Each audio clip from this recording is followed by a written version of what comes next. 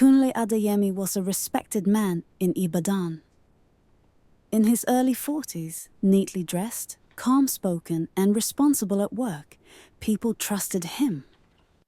At home, he was a husband to Morounkeji, a secondary school teacher who carried patience like a second skin.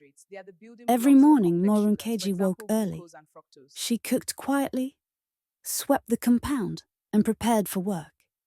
Kunle often sat at the dining table scrolling through his phone, barely looking at her. Their house was filled with silence.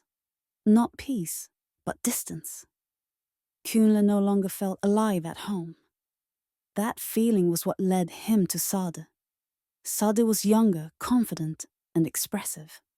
With her, Kunle laughed easily.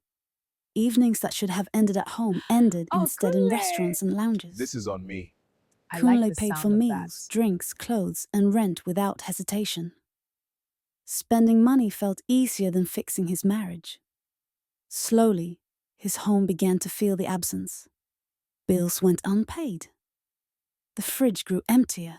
Promises became delays. Morounkeji noticed everything, but she spoke less and less. She learned to manage with what she had. She learned to endure. At night, she often sat alone in the living room, one small light on, food untouched on the table, waiting for a husband who no longer hurried home. The clock ticked loudly, reminding her how long patience could stretch before it broke. Sade, meanwhile, began to want more. She wanted acknowledgement. She wanted a future. She wanted to stop being hidden.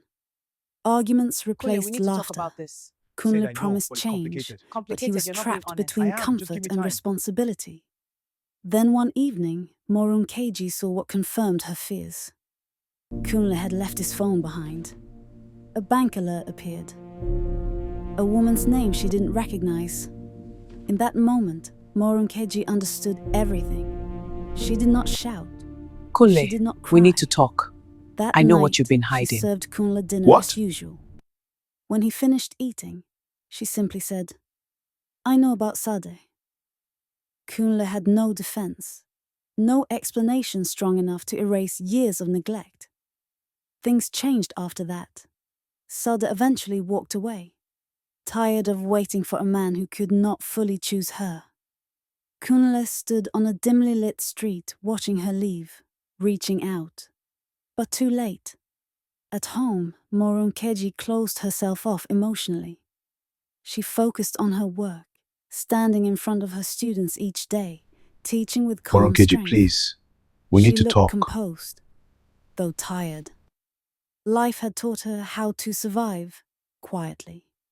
The house remained, but it no longer felt like home. Kunle was left alone with his regret, sitting in rooms that remembered love better than he did. Moral lesson: neglect does not make noise, but it destroys deeply. A home is not lost in one day. It is lost through repeated absence, broken priorities, and misplaced attention. This story is from Perryporch Lifestyle. Neglect does not make noise, but it destroys deeply.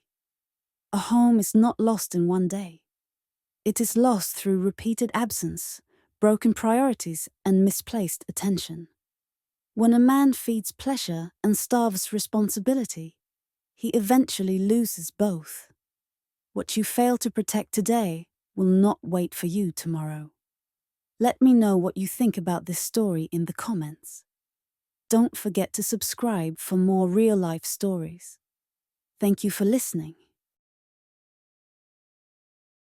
If you believe African stories deserve to be heard, watch another story on this channel, because this is only the beginning.